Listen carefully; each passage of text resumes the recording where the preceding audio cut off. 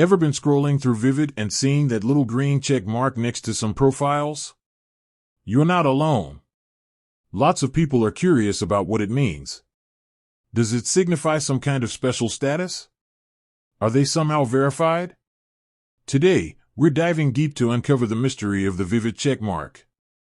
First things first, let's get one thing straight. The green check mark on Vivid does not mean a profile is verified in the traditional sense. It doesn't mean the person is who they say they are, or that their content is guaranteed to be authentic. Vivid takes users' safety seriously. The checkmark indicates that the profile owner has completed a basic identity verification process. This usually involves providing some form of government-issued identification.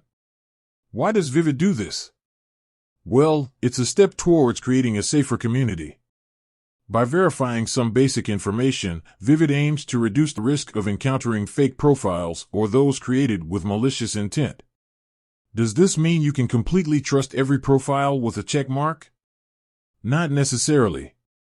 While verification adds a layer of security, it's still important to practice common sense and be mindful of who you interact with online.